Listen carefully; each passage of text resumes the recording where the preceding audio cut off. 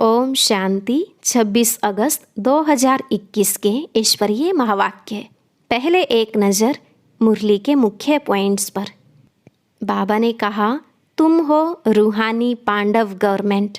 भारत में सुख शांति स्थापन करने के लिए जैसे उस गवर्नमेंट के लोग आपस में मिलकर राय करते हैं, तुम भी विचार करो कैसे सर्विस को बढ़ाएं। अगर ख्यालात ही नहीं चलेंगे तो सर्विस कैसे करेंगे। बाबा की मुरली सुनेंगे तो उत्साह में आएंगे। एक कान से सुन दूसरे से निकाल नहीं देना। तुम बच्चों को गुलगुल बनाने बाप खुद आए हैं। इस रावणपुरी को विष्णुपुरी बनाने का सारा कार्य ड्रामा प्लान अनुसार थोड़े समय के अंदर ही हो जाना है। तुम्हें किसी बात में संशय नहीं आना चाहिए। अगर दिल में संशय आया तो सर्विस अच्छी तरह नहीं कर सकेंगे। गुटखा खाते रहेंगे। जिनकी तकदीर में नहीं है वह तदबीर भी नहीं करेंगे, लेकिन जिनको उच्च पद पाना है वह सदैव सर्विस में ही लगे रहेंगे। अभी तक बच्चों में देह अभिमान बहुत है। तुम पहले देही अभिमानी बनो, तब बाप की याद रहेगी और सर्विस में भी उन्नति होती रहेगी। बच्चों की अवस्थाएं ऊपर नीचे होती हैं तो बाबा साक्षी होकर देखते हैं, परंतु कभी कभी जब ग्रहचारी बैठती है तो उसको मिटाने के लिए बाबा प्रयत्न भी कराते हैं। लास्ट में बाबा ने कहा, बच्चे कोई के नाम रूप में कभी नहीं फंसना। सावधान, नहीं तो माया ऐसी है जो नाक से पकड़कर खड्डे में डाल देगी। यहाँ एक दो का आशिक माशुक नहीं बनो। माया के धोखे से बचते रहना। अब सुनते हैं महावाक्यों को विस्तार से। मुरली का सार। मीठे बच्चे, तुम गारंटी करते हो कि हम अपने ही योग बल से इस भारत को स्वर्ग बनाएंगे। वहाँ एक ही धर्म, एक ही राज्य होगा। प्रश्न, माया के किस विघ्न से सेफ रहने वाले बहुत अच्छी कमाल कर सकते हैं?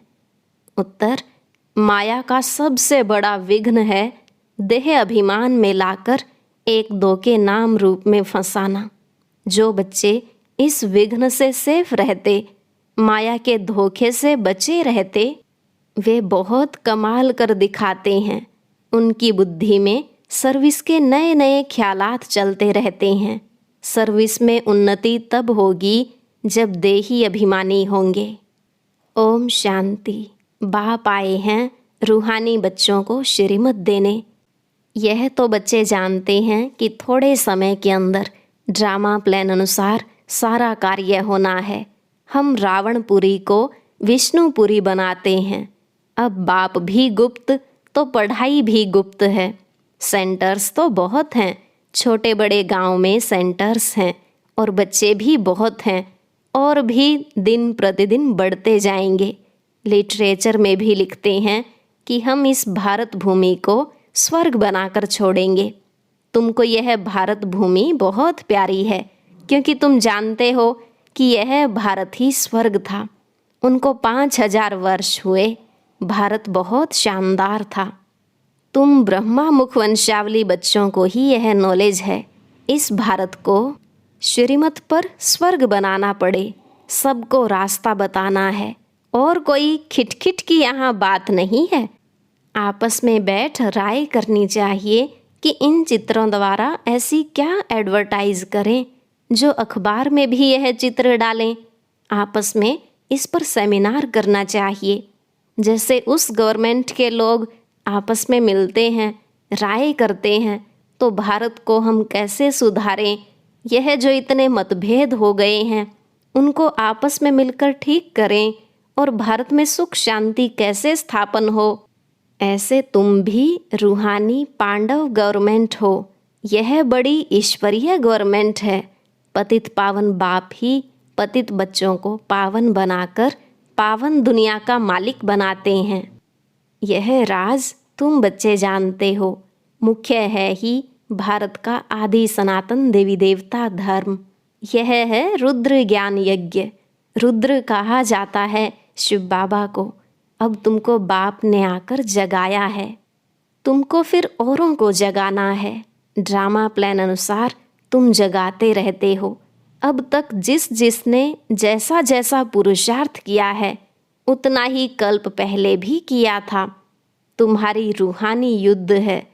कभी माया का जोर हो जाता है, कभी ईश्वर का। कभी कभी तो सर्विस अच्छी तेजी से चलती है, कभी कई बच्चों में माया के विघ्न पड़ जाते हैं। माया एकदम बेहोश कर देती है। लड़ाई का मैदान तो है ना। माया राम की संतान को बेहोश कर देती है। लव कुश की कहानी भी है ना। राम के 2 बच्चे दिखाए हैं, यहाँ तो बाबा के ढेर बच्चे हैं। इस समय सब मनुष्य कुंभकर्ण की नींद में सोए हुए हैं। वे यह भी नहीं जानते कि परमपिता परमात्मा आया है बच्चों को वर्षा देने। बाप भारत में ही आते हैं, यह बात बिल्कुल ही भूल गए हैं। भारतवासी ही स्वर्ग के मालिक थे, इसमें कोई शक नहीं। परमपिता परमात्मा का जन्म भी यहाँ होता है, तब तो शिव जयंती भारत में मनाते हैं। तो जरूर उसने कुछ आकर किया होगा। बुद्धि कहती है कि जरूर बाप ने आकर स्वर्ग की स्थापना की होगी। प्रेरणा से थोड़े ही स्थापना करेंगे। यहाँ तो तुम बच्चों को राजयोग सिखाया जाता है, याद की यात्रा सिखाई जाती है। प्रेरणा में कोई आवाज़ नहीं होता। समझते हैं शंकर प्रेरणा से विनाश करता, परंतु इसमें प्रेरणा की बात नहीं है। तुम समझ गए हो कि ड्रामा में उन्हों का पार्ट ही है मुसल बनाना। वे विनाश अर्थ निमित्त बने हुए हैं। प्रेरणा शास्त्रों का अक्षर है, इसमें प्रेरणा की तो बात ही नहीं है। ड्रामानुसार विनाश तो होना ही है। गाया हुआ है महाभारत लड़ाई में यह मुसल आदि काम में आए थे। जो पास्ट हो गया है वह फिर रिपीट होना है। तुम गारंटी करते हो कि हम योग बल से स्वर्ग की स्थापना करेंगे, वहाँ एक धर्म होगा, तो दूसरे सब धर्म कहाँ होंगे? जरूर विनाश हो जाएंगे। यह समझने की बात है।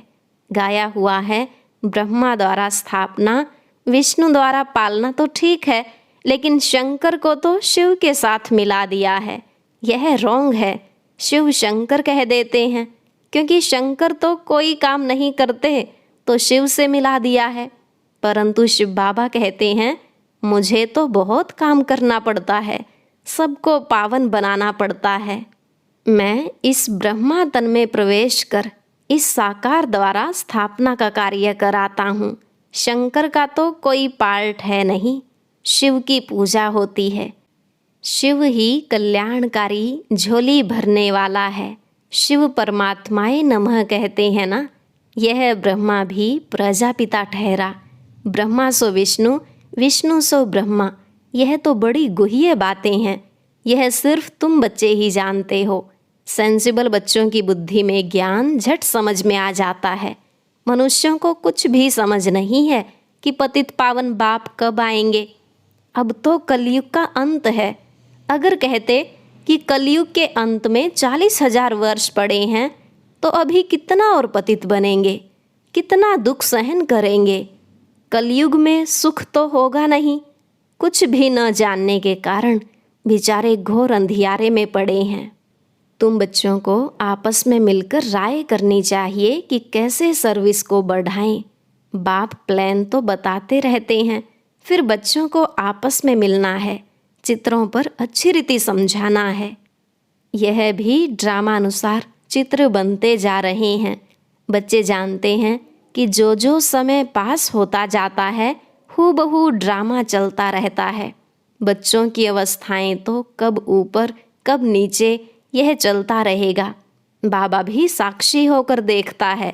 कभी कभी बच्चों पर ग्रहचारी बैठती है तो उनको मिटाने के लिए प्रयत्न कराते हैं। बाबा घड़ी घड़ी कहते हैं कि बाप को याद करो, लेकिन देह अभिमान में आ जाते हैं, इसलिए ठोकरें खाते हैं। इसमें देही अभिमानी बनना पड़े, परंतु बच्चों में देह अभिमान बहुत है। तुम देही अभिमानी बनो तो बाप की याद रहे, फिर सर्विस की उन्नति भी होती रहेगी। जिनको उच्च पद पाना है वह सदैव सर्विस में लगे रहेंगे। तकदीर में अगर नहीं है तो तदबीर भी नहीं करेंगे। खुद कहते हैं कि बाबा हमको धारणा नहीं होती है, बुद्धि में नहीं बैठता। धारणा अगर नहीं होती तो खुशी भी नहीं रहती है। जिनको धारणा होती है तो खुशी भी रहती है। समझते हैं कि शिव बाबा आया हुआ है। बाप कहते हैं, बच्चे तुम अच्छी रीति समझकर फिर औरों को भी समझाओ। कोई तो सर्विस में लग जाते हैं, पुरुषार्थ करते रहते हैं। तुम बच्चे जानते हो कि जो जो सेकंड बीतता है वह ड्रामा में नोंद है, फिर ऐसे ही रिपीट होता है। बच्चों को ही समझाया जाता है कि बाहर भाषण करते समय तो अनेक प्रकार के मनुष्य आते हैं। तुम बच्चे जानते हो कि सभी वेद शास्त्र गीता आदि पर ही भाषण करते हैं।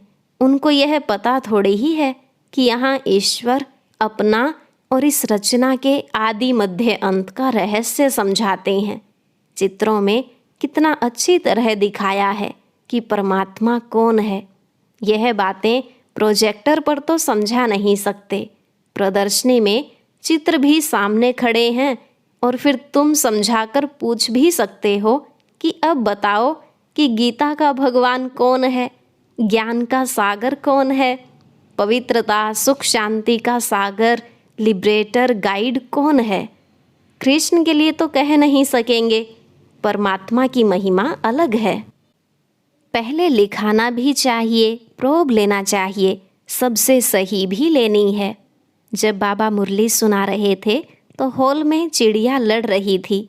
बाबा ने कहा, इस समय सारी दुनिया में लड़ाई झगड़ा ही है, सब आपस में लड़ते रहते हैं। 5 विकार भी मनुष्य में गाए जाते हैं। जानवरों की तो बात नहीं है, विशेष वर्ल्ड और वाइसलेस वर्ल्ड मनुष्यों के लिए गाया हुआ है। कलयुग में है आसुरी संप्रदाय, सतयुग में है दैवी संप्रदाय। मनुष्य इतने तमोप्रधान बुद्धि हैं जो बिल्कुल समझते नहीं कि हम ही आसुरी संप्रदाय हैं। देवताओं के आगे जाकर गाते भी हैं, हम ही नीच पापी हैं, हम निर्गुण हारे में कोई गुण नाही। तुम तो उन्हों को सिद्ध कर बता सकते हो। सीढ़ी के चित्र में बड़ा क्लियर है, दिखाया हुआ है कि कैसे चढ़ती कला है फिर उतरती कला है। भारतवासियों के लिए मुख्य है सीढ़ी का चित्र। यह है सबसे अच्छी चीज़। इस चित्र पर बहुत अच्छा समझा सकते हो। 84 जन्म पूरे कर फिर पहला नंबर जन्म लेना है, फिर उतरती कला से चढ़ती कला में जाना पड़े। हर एक का विचार चलना चाहिए कि सबको रास्ता कैसे बताएं। ख्यालात नहीं चलेंगे तो सर्विस कैसे करेंगे। चित्रों पर समझाना बहुत सहज होता है। सतयुग के बाद सीढ़ी उतरनी ही है। बच्चे जानते हैं कि अब हम ट्रांसफ़र हो रहे हैं, लेकिन सीधा सतयुग में नहीं जाते, पहले शांति धाम में जाना है। तुम जानते हो हम पार्टधारी हैं, बाकी तुम्हारे में भी नंबरवार हैं जो अपने को पार्टधारी समझते हैं। इस ड्रामा के दुनिया में ऐसा कोई नहीं कह सकते कि हम पार्टधारी हैं। हम लिखते भी हैं कि हर एक मनुष्य मात्र इस बेहद ड्रामा के एक्टर्स होते हुए भी ड्रामा के मुख्य एक्टर्स, डायरेक्टर और ड्रामा के आदि मध्य अंत को नहीं जानते हैं, तो वह बेसमझ हैं। इस लिखने में कोई हर्जा नहीं है। एक कान से सुन दूसरे से निकाल नहीं देना चाहिए। सर्विस सर्विस और सर्विस। बाबा जानते हैं कि बच्चों पर कभी ग्रहचारी भी बैठती है। जब ग्रहचारी बैठती तो कितना नुकसान हो जाता है, वह बाप जानते हैं। साहूकार गरीब बन पड़ते हैं, कारण तो होता है ना। बहुतों को बाबा समझाते भी रहते हैं, बच्चे नाम रूप में कभी नहीं फंसना, नहीं तो माया ऐसी है जो नाक से पकड़ खड्डे में डाल देगी। माया बड़ा धोखा दे देगी। आशिक माशूक यहाँ नहीं बनना है। आशिक माशूक कोई विकार के लिए बनते हैं, दूसरे सिर्फ रूप पर फिदा होते हैं। तुम जानते हो सेंटर्स पर भी ऐसे माया के विघ्न बहुत पड़ते हैं। एक दो के नाम रूप में फंस जाते हैं। माया ऐसी प्रबल है जो माता माता के नाम रूप में, कन्या कन्या के नाम रूप में फंस पड़ती है। पुरुषार्थ करते हुए भी माया एकदम पकड़ लेती है। इसलिए बाबा सावधानी देते हैं कि बच्चे, माया बहुत फंसाने की कोशिश करेगी, लेकिन तुमको फंसना नहीं है। देह अभिमान में नहीं आना चाहिए। अपने को आत्मा समझ बाप को याद करना है। माया के धोखे से बचते रहना है। तुम बच्चों को बाप गुलगुल बनाने आए हैं। तुम्हें किसी बात में संशय नहीं आना चाहिए। अगर दिल में संशय आया तो सर्विस अच्छी तरह कर नहीं सकेंगे, अंदर घुटका खाते रहेंगे। हिम्मत रखनी चाहिए, टाइम बहुत थोड़ा है।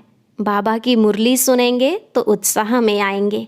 आत्म प्रकाश बच्चा ठीक रीति चित्रों पर अटेंशन दे रहा है। बॉम्बे वालों के दिमाग में आना चाहिए, मुख्य चित्र को पहले बनाना पड़े, जांच करनी चाहिए। बाबा डायरेक्शन देते रहते हैं कि कैसे चित्रों में उन्नति होनी चाहिए। ऐसी कोई युक्ति रचो जो सीढ़ी का चित्र एरोड्रम पर रखा जाए। यह चित्र देखकर सब खुश होंगे, आखिर समझेंगे कि इनको मत देने वाला कौन है। तो बच्चों को बहुत नशा चढ़ना चाहिए। अच्छा, मीठे मीठे सिकिलधे बच्चों प्रति माता पिता बाप दादा का याद प्यार और गुड मॉर्निंग। रूहानी बाप की रूहानी बच्चों को नमस्ते। रूहानी बच्चों की रूहानी बाप दादा को नमस्ते नमस्ते, गुड मॉर्निंग। शुक्रिया बाबा, शुक्रिया। धारणा के लिए मुख्य सार। पहला पॉइंट, तुम बच्चे लड़ाई के मैदान में हो। माया रावण से तुम्हारी युद्ध है। माया बहुत विघ्न डालती है, बच्चों को बहुत सावधान रहना चाहिए। दूसरा, हरेक को अपनी उन्नति के लिए विचार करना है। चित्रों पर कैसे समझाएं, सर्विस को कैसे बढ़ाएं, चित्रों में ऐसा क्या डालें जो मनुष्य सहज समझ जाएं। आज का वरदान, अपने शिक्षा स्वरूप द्वारा शिक्षा देने वाले शिक्षा संपन्न योग्य शिक्षक भव। अपने शिक्षा स्वरूप द्वारा शिक्षा देने वाले शिक्षा संपन्न योग्य शिक्षक भव। बाबा ने कहा, योग्य शिक्षक उसे कहा जाता है जो अपने शिक्षा स्वरूप द्वारा शिक्षा दे। उनका स्वरूप ही शिक्षा संपन्न होगा। उनका देखना चलना भी किसको शिक्षा देगा। जैसे साकार रूप में कदम कदम हर कर्म शिक्षक के रूप में प्रैक्टिकल में देखा, जिसको दूसरे शब्दों में चरित्र कहते हैं। किसी को वाणी द्वारा शिक्षा देना तो कॉमन बात है, लेकिन सभी अनुभव चाहते हैं, तो अपने श्रेष्ठ कर्म श्रेष्ठ संकल्प की शक्ति से अनुभव कराओ। आज का स्लोगन, संकल्पों की सिद्धि प्राप्त करने के लिए आत्मशक्ति की उड़ान भरते चलो। संकल्पों की सिद्धि प्राप्त करने के लिए आत्मशक्ति की उड़ान भरते चलो। ओम शांति। और अभी सुनेंगे आज की अव्यक्त मुरली। इसके लिए ऊपर दिए गए बॉक्स को क्लिक करें।